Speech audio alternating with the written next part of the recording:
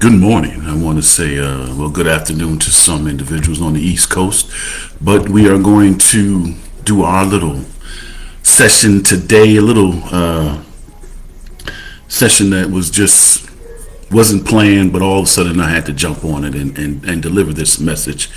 And so if you read the announcement for which I posted about what this session will be about, it's a two question sort of session. And the first question is, do we give our best to our best, or do we give our best to our competitors? And so again, I'm going to say, do we give our best to our best, or do we give our best to our competitors? And the second question is, once we achieve our best, is our best too high quality for our best? Now, if people are listening, I know they said there's too many best in there. What do you mean by best?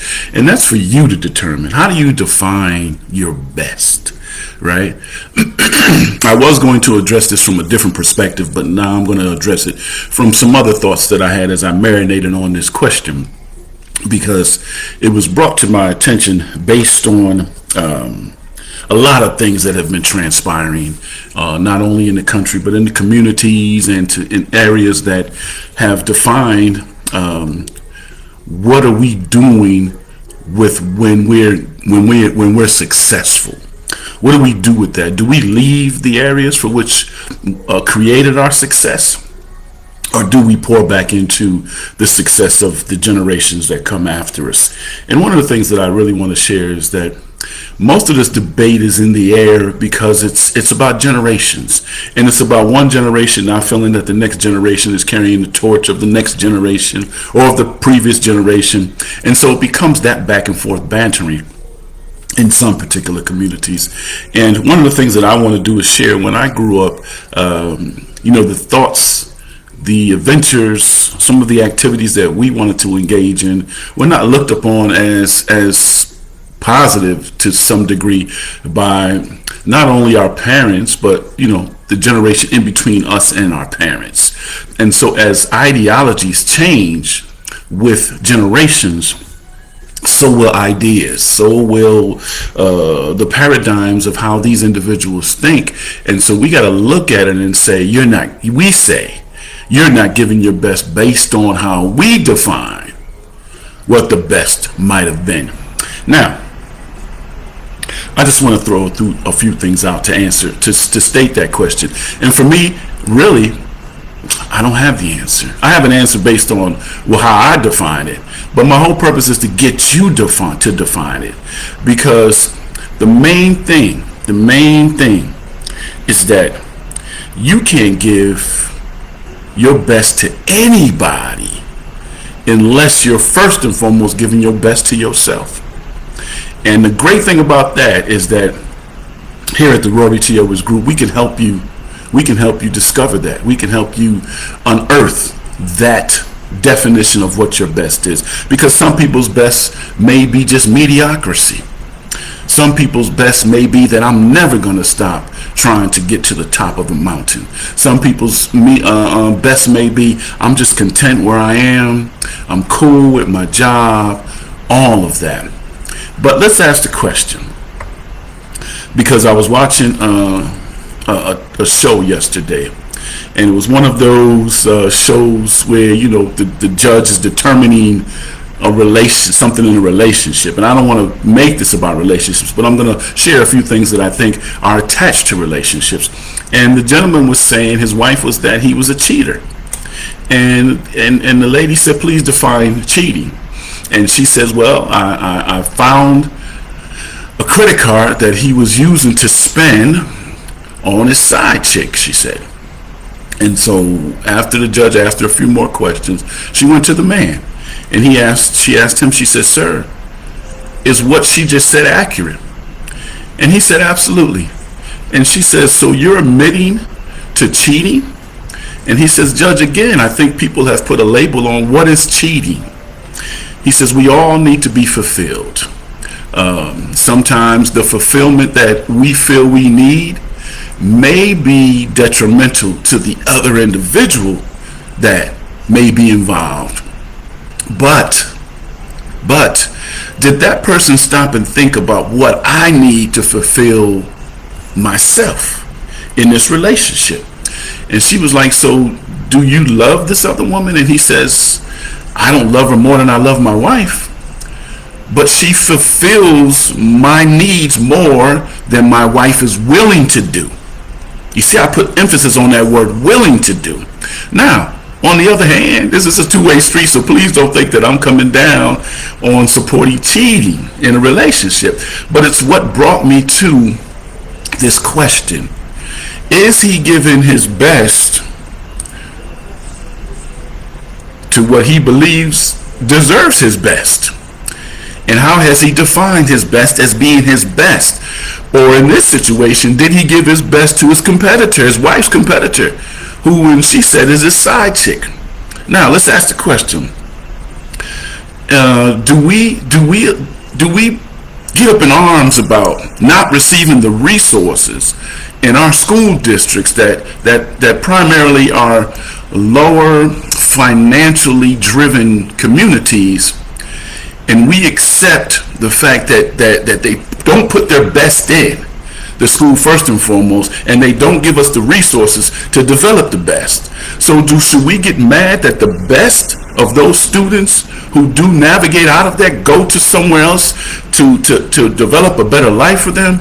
Or should they stay in that environment and become what that environment has become? So are we doing alternative things to make sure that our best get the best of us regardless of the situation? In our jobs, do we give our best to our employer, or do we give our best to making sure that when we're on the job that we get the best out of the opportunity for our job? Let me ask you another question. We have parents who have children, whose children in these days and times are living on the computers, living on iPads, living on television. Parents do not get up in the morning anymore and make breakfast for their children. They don't have conversations afterwards about what they learned with their children. What are their children learning in school? Parents are very reactive. They want to know if something happens negatively. Now I'm going to go up there because you disrespected my child. Well, you have to look at both sides of the street. I think I was listening to a show last week when I was in North Carolina, and Warren Ballantyne was on, and he said that people know that their children are bad at home, but you're going to show up to school and act like your child has never done anything wrong because you're not giving them your best to make sure that in this process, in this system of education, that they are doing their best so that they become the best. And so we look at it and say, well, you just can't talk to my child that way. Well, in any situation in life, guess what? In every situation, from the time you're born to the time you die, you're going to answer to somebody. You are going to answer to somebody. And so if you believe that that person doesn't have to answer to that individual, then what you do is keep them at home, homeschool them, and give them your best. And they're going to become exactly what you are.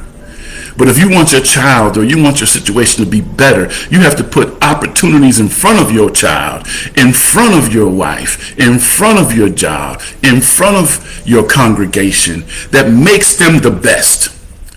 Your job is to make sure that the people that you are touching become better than you, right? And if you don't do that, then what you're doing is you're doing a disservice to that individual. And so I just asked the question. Do we give our best to our best, or do we give our best to our competitors? When we ship our children out, why don't we make sure that now, since we're up in arms about HBCUs and they're doing so well and it's getting so much attention, why don't we make sure that HBCUs put out the best individuals that can compete, and then make sure that the system is equally assessing the best of our best, so that they get the same opportunities as people who come from what they label as mediocre schools and get the better jobs. We know it's the system. So we have to make sure that we give alternate resources so that our best can become the best and compete on being the best, right? That's question one. I welcome you. I welcome your comments, questions, all of those things. And you can send me an email at rorytierwas1@gmail.com, or you can put comments in here once you view the video. That's what we're trying to do. Now let's ask the second question. Once we achieve our best, is our best too high quality for our best? Now let me tell you why I asked that question. There's a video going around, I believe it's of some New York Knicks players, and they're all standing with their women. But you got to go look at the picture before I even tell you what's looking at the picture. But you got to look at the picture and see. These are all NBA players, I believe. And they're standing with their women, right? Now, when you get to the height of your professional career, do you choose what you believe is best for you because what you came from you believe is not the best for you to achieve what you believe your desired outcome is? So, when we get to a certain point of our life, have we been so brainwashed and so bamboozled that we believe that something else is going to make us more successful than how people see us? That question doesn't really need to go too much further than that, because what happens is, as I elaborate on it, it's going to turn into something that may not sit well with some people. And I'm not here to even worry about if it sits well with you or not, because sometimes the truth hurts going down a little bit more than it's going to hurt coming up. But you have to realize that the truth is the truth. And so I'm asking these questions because these are the things that sometimes get in the way of people being the best they possibly can be. Here at the Rory T. Edwards Group, our motto is you can withdraw what you did not deposit. And that's what we're talking about. A lot of times your best is based on what you deposited. And so when you go to withdraw more than what you deposited, then you come up with something that says insufficient funds, insufficient adequate funds. And that's in your life. So if you don't first and foremost define what your best is and define how you become your best based on what your desires are, then you're always going to withdraw. Try to withdraw more than you deposited in your life account. All right? I really didn't want to go this long today, but sometimes when you're in the space, you got to keep going, because these are questions I just want to ask as we move forward. We're moving into 2023. We have 17 days before we're in a new year. Set your goals in place today. Start working on them so that when you start moving into 2023, you don't have to wait for 2023 to start, because we know there's going to be some people who are here today who will not join us in 2023. That's just the law of nature. But in the meantime, I want you to think about it. I want you to think about those two questions again, and please give them to me. Do we give our best to our best, or do we give our best to our competitors? That's the first question. And the second question is, once we achieve our best, is our best too high quality for our best? Think about it. Let it marinate on you a little while. Give me some responses back in these questions. This is what we're here to do. We're here to share. We're here to build. This is what we do in the house calls with your man, Dr. Rory T. Edwards. But until we talk again, hopefully, I may come back. Something may pop into my cipher. It may pop into my spirit, and I have to share it with you. But if not, I hope you have an amazing holiday. I hope going into these next 17 days, you are building a spaceship that's going to catapult you into the life you desire going into 2023 and beyond.